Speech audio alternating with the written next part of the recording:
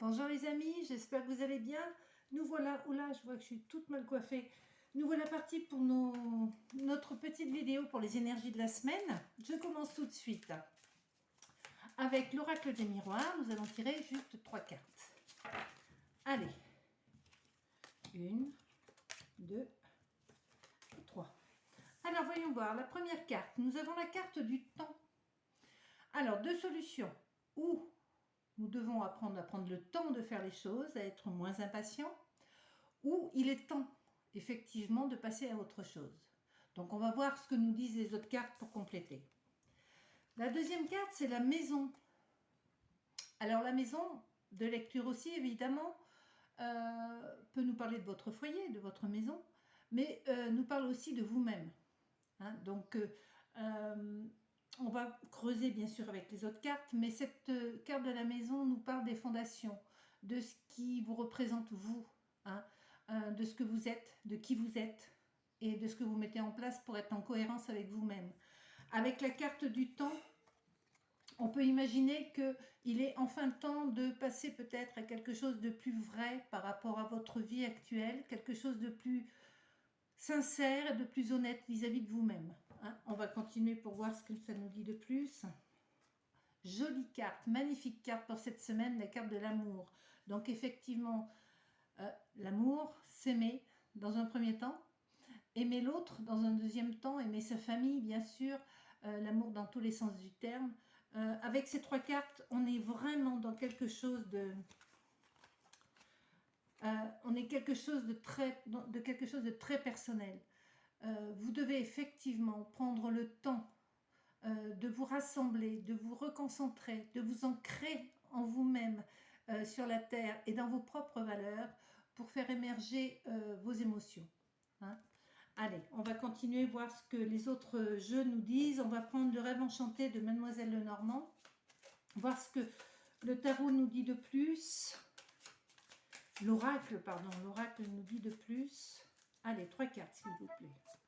Une carte, 2 cartes, 3 cartes. Première carte, nous avons la carte du serpent. Alors, le serpent, il y a deux lectures, effectivement, comme dans toutes les cartes. Vous avez deux solutions. Ou effectivement, il est temps de changer de peau, comme peut le faire le serpent, vous le savez. Ou effectivement, vous avez quelqu'un autour de vous qui est un petit peu langue de vipère, comme on dit vulgairement. Par rapport aux 3 premières cartes, temps, maison et amour, moi je dirais qu'il est temps effectivement peut-être de retrouver votre vraie identité. Ou en tout cas d'en changer. Peut-être pas la vraie, mais de changer un petit peu des habitudes ou des attitudes que vous aviez jusqu'à présent pour revenir à vos vraies valeurs. Moi je le vois plus dans ce sens-là.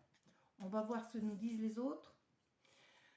Effectivement, nous avons la carte des oiseaux qui nous parle uniquement de communication. Parler, s'exprimer, dire les choses est une des premières choses qu'on vous conseille de faire cette semaine. Alors, ça a un lien directement avec vous-même, peut-être que ça a un lien directement avec vos émotions, avec ce que vous ressentez, avec ce que vous voulez développer, mais en tout cas, il va falloir s'exprimer. C'est le conseil primordial pour cette semaine. Troisième carte, décidément, c'est une semaine qui est basée sur l'amour. Nous avons la carte une nouvelle fois de l'amour. Vous aviez celle-ci, regardez. On voudrait le faire exprès qu'on ne pourrait pas. Le serpent, les oiseaux et la carte de l'amour, effectivement. C'est peut-être une semaine qui va être basée sur le développement personnel, sur vous-même, uniquement vous-même. Prenez en compte un petit peu tout ce qui vous passe par la tête. Regardez ce que vous pouvez mettre en place. Parce que je pense qu'il y a des choses qu'il faut recaler, hein, qu'il faut remettre dans l'ordre. Et notamment émotionnellement parlant, je parle. Hein, qu'il faut remettre dans l'ordre parce que, comme la carte du temps le dit, il est temps. Il est temps de revenir à des valeurs qui vous sont chères et qui sont les vôtres, uniquement les vôtres, pas celles des autres. Allez, je vais prendre 2 autres cartes pour finir ce petit tirage avec le tarot des sorcières. 1 et 2. 2. Alors, la première carte, et oui, des cartes. Alors, la roue de fortune. La roue de fortune nous parle du cycle de la vie. Vous voyez, il y a les 4 saisons autour de cette roue. Nous parle du temps que les choses prennent pour changer. Que tout ne peut pas se faire en un claquement de doigts, qu'il faut du temps. Et en été, n'oubliez pas avec cette carte du temps. Donc, je pense que le changement arrive cette semaine. En tout cas, il est amorcé. Il y a quelque chose qui va se mettre en place, sur lequel vous avez peut-être déjà travaillé.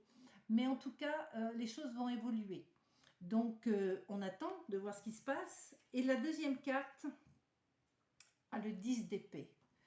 Le 10 d'épée, alors le 10 d'épée est une carte assez lourde, comme vous pouvez le voir. C'est un homme qui est allongé par terre et qui est asséné de 10 épées dans le dos. C'est un peu noir, mais d'un autre côté, le chiffre 10, n'oubliez pas, c'est que nous arrivons au bout d'un cycle. Donc après cette carte, on recommence à 0 ou à 1, hein, selon. Mais donc ça veut dire que le cycle est terminé. Les douleurs sont terminées, les souffrances sont terminées. Vous en avez un peu bavé, je reconnais. Ça devait faire un petit peu long maintenant. Mais tout ce que vous allez mettre en place cette semaine va vous sortir de cet univers.